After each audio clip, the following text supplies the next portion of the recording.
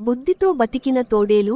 పెద్ద కథొక దట్టమైన అడవిలో వీరయ్య అనే తెలివైన తోడేలు ఉండేవాడు. శక్తి అతనికి లేదు, వేగం లేదు, కాని ఒకటి ఉంది, తల. మిగతా తోడేళ్లు బలంతో వేటాడేవారు. వీరయ్య మాత్రం ముందు ఆలోచించేవాడు. ఆ అడవిలో రాజసింహం పాలన సాగించేది. సింహం ఒక నియమం పెట్టింది: ప్రతి జంతువు నెలకు ఒకసారి నాకు ఆహారం ఇవ్వాలి, లేకపోతే అడవి విడిచి వెళ్ళాలి. భయంతో అందరూ ఒప్పుకున్నారు. కాని వీరయ్యకు ఒక ప్రశ్న వచ్చింది: ఇది న్యాయమా, లేక భయపెట్టి దోచుకోవడమా? అతడు ఎదురు తిరగలేదు, ముందు గమనించాడు. సింహం రోజూ ఒకే చెరువు దగ్గర నీళ్లు తాగేది. అదే దాని అహంకారం. ఒక రోజు వీరయ్య అడవిలో ప్రచారం చేశాడు: చెరువులో పెద్ద రాక్షసం ఉంది, సింహాన్ని కూడా మింగేస్తుంది. జంతువులంతా భయపడ్డాయి.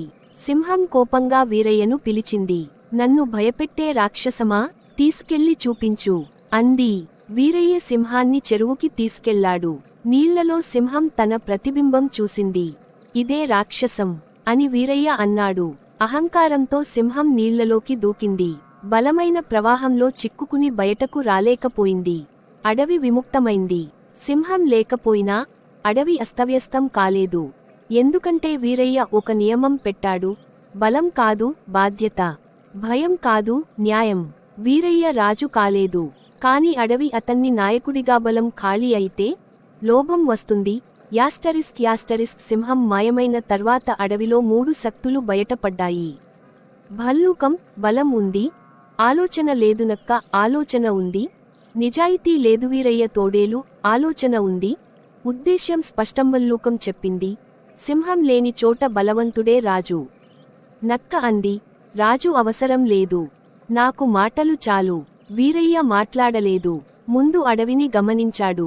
సమస్య ఏంటి? ఆహారం కోసం జంతువులు కొట్టుకుంటున్నాయి. నీటి చెరువుల దగ్గర గొడవలు. భయం మళ్ళీ మొదలైంది. కాని ఈసారి సింహం వల్ల కాదు, అడవే తనను తాను తింటోంది. నక్క ఆటనక్క ప్రతి గుంపుకి వేరే మాట చెప్పింది. జింకలకు తోడేళ్లు మిమ్మల్ని తినేస్తారు, తోడేళ్లకు జింకలు కలిసి మీ మీద పడతాయి. గొడవలు పెరిగాయి. నక్క నవ్వింది. భల్లూకం భల్లూకం చెరువులు ఆక్రమించింది. నీళ్లు కావాలంటే నా దగ్గరకు రా అన్నది. ఇప్పుడు అడవిలో 2 నియమాలు. నక్క మాటలు, భల్లూకం ముష్టివీరయ్య నిర్ణయమిక్కడ యుద్ధం అవసరం లేదు, నిజం బయటపడాలి. వీరయ్య ఒక సమావేశం పిలిచాడు. అన్ని జంతువులను ఒకే చోటికి రమ్మన్నాడు. నక్క ఒప్పుకోలేదు. భల్లూకం నవ్వింది. సమావేశంలో వీరయ్య ప్రశ్నలు వేశాడు. అభియోగాలు కాదు, ప్రశ్నలు. జింకలపై దాడి ఎవరు మొదలుపెట్టారు? నీళ్లు ఎవరు మూసేశారు? ఈ గొడవల వల్ల లాభం ఎవరికి? ప్రతి ప్రశ్న నక్క వైపే చూపించింది. జంతువులు మెల్లగా అర్థం చేసుకున్నాయి. భయం కాదు, మోసం వాళ్లను విడదీస్తోందని. భల్లూకం ఒంటరైంది. నక్క మాటలు ఖాళీ అయ్యాయి. కొత్త నియమం: వీరయ్య ఒక రాజు కాదు అన్నాడు, కాని ఒక వ్యవస్థ ఇచ్చాడు. నీరు అందరికీ ఆహారం పంచకం. గొడవకు ముందు ప్రశ్నలు. అడవి ఊపిరి పీల్చుకుంది. కాని చివర్లో వీరయ్య చెప్పింది: ఇది ముగింపు కాదు. నక్కలు ఎప్పుడూ తిరిగి వస్తాయి. కాబట్టి మీరు తెలివిగా నాయకుడిని కూల్చేది గుసగుస. యాస్టరిస్క్ అడవి కొంతకాలం బాగానే నడిచింది. నీరు పంచకం, ఆహారం సమతుల్యం. గొడవలు తగ్గాయి. అది చాలామందికి నచ్చలేదు. నక్క తిరిగి వచ్చింది. ఈసారి నక్క అరవలేదు. చెవిలో చెప్పింది: వీరయ్య రాజు కాదన్నాడు, కాని నిర్ణయాలు ఎవరు తీస్తున్నారు? అతడు న్యాయం అంటున్నాడు, కాని చివరి మాట అతనిదే కదా. ప్రశ్నలు, ఆరోపణలు కాదు.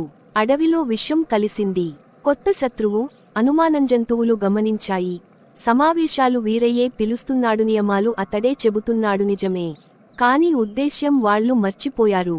లోపలి విభజన. కొంతమంది తోడేళ్లు కూడా వీరయ్యకు వ్యతిరేకమయ్యారు. మనలో ఒకడే అయినా ఎక్కువగా మారుతున్నాడు అన్నారు. ఇది ప్రమాదకరం, ఎందుకంటే ఇది నిజానికి దగ్గరగా ఉన్న అబద్ధం. వీరయ్య తప్పు. అతడు ఒక పెద్ద తప్పు చేశాడు. అతడు వివరణ ఇవ్వలేదు. నిజం తెలుసుకుంటారు అనుకున్నాడు. అది బలహీనుల ఆలోచన కాదు, నాయకుల సాధారణ తప్పు. విచారణ. జంతువులు సమావేశం పెట్టాయి. ఈసారి వీరయ్య కుర్చీలో కాదు, మధ్యలో నిలబడ్డాడు. ప్రశ్న వచ్చింది: నువ్వు వెళ్ళిపోతే అడవి నిలబడుతుందా? వీరయ్య నవ్వలేదు, కోపపడలేదు. ఇది అన్నాడు: నేను లేకుండా నిలబడకపోతే నేను నాయకుడిని కాదు, సమస్యను. ఆ మాట అడవిని నిశ్శబ్దం చేసింది. తుది నిర్ణయం వీరయ్య ఒక పని చేశాడు. అన్ని నియమాల బాధ్యతలను వేర్వేరు జంతువులకు ఇచ్చాడు. నీరు, ఏనుగు ఆహారం, జింకల గుంపు గొడవలు, పక్షుల మండలి తాను వెనక్కి తగ్గాడు. నక్క ఎదురుచూసింది, కల్లోలం కోసం. కానీ రాలేదు. అడవి నడిచింది. చివరి దృశ్యం వీరయ్య అడవిని వదిలి వెళ్లాడు. రాజుగా కాదు, రక్షకుడిగా కాదు, పాఠంగా. చివరిగా నక్క తనలో తాను అనుకుంది, ఈ ఆటలో నేను ఓడిపోయాను, ఎందుకంటే అతడు అధికారాన్ని కోరలేదు.